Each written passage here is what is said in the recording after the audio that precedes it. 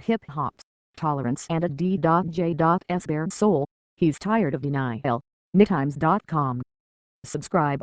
Digital/home delivery. Log in. Register now. Help. Homepage. Today's paper. Video. Most popular. Edition. US/global. Search all NewTimes.com. Music. World. US. NY/region. Business. Technology. Science. Health. Sports. Opinion. Arts, art, design, books, dance, movies, music, television, theater, video, games, events. Style. Travel. Jobs. Real estate. Autos. Critics Notebook. Hip hop, tolerance and a D.J.'s bare soul. He's tired of denial. Chad Batka for the New York Times. Mr. C of Hot 97 spoke bluntly about his sexual identity. By John Caramanica. Published September 13, 2013. It was early Thursday morning and Mr. C, a DJ on the hip-hop station Hot 97 and a prominent figure in New York hip-hop history, was in tears. The day before, an audio clip was released in which he appeared to solicit a sexual act from a transgender person, the latest in a string of incidents, including arrests, revolving around Mr. C's sexual activities. During his Wednesday afternoon show he had announced his resignation, saying he didn't want to draw negative attention to his employer and colleagues because of his actions. Connect with us on Twitter. Follow @NewTimesArts for arts and entertainment news. Arts Twitter list, critics, reporters and editors.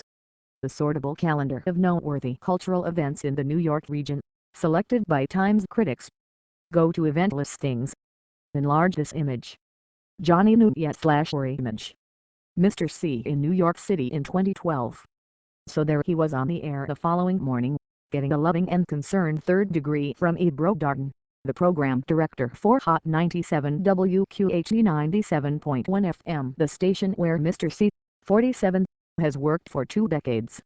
The sober and wrenching conversation lasted about a half hour, all of it eye-opening.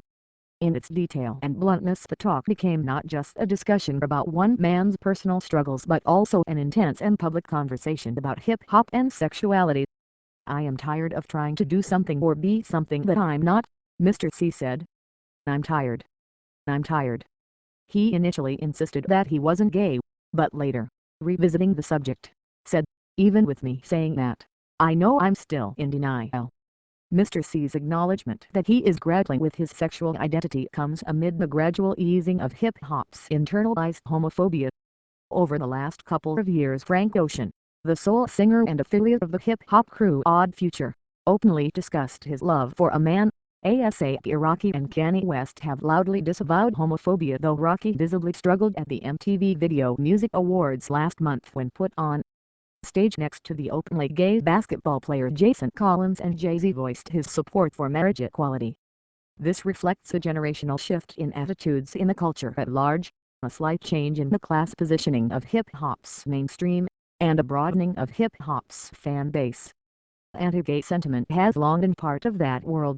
2 decades ago there were virtual witch hunts to root out rappers who might be gay, but as hip-hop becomes more central to pop culture, its values are evolving. It's no longer tenable for hip-hop to be an island. Mr. C, born Calvin LeBron, treated the interview as a confession and an unburdening, speaking with a frankness essentially unheard of in the genre. He wept several times. He said that his Caribbean heritage made it even more difficult to come to terms with his sexuality, and he fretted about the future. Implicitly, Mr. C was addressing how he thought these two parts of himself, his sexual identity and his hip-hop celebrity as a radio and club DJ, couldn't coexist. Some of his concerns were practical. Am I still going to get bookings? Is the promoter still going to book me if I say, yeah, occasionally I have fallopian with a transsexual?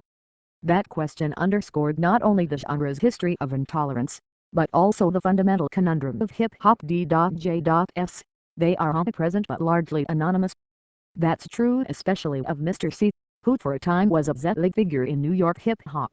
The DJ for Big Daddy Kane and an affiliate of the influential 1980s outfit The Juice Crew, the man who reworked the notorious B.I.G.'s demo tape and helped get it in the hands of Sean Combs, the significant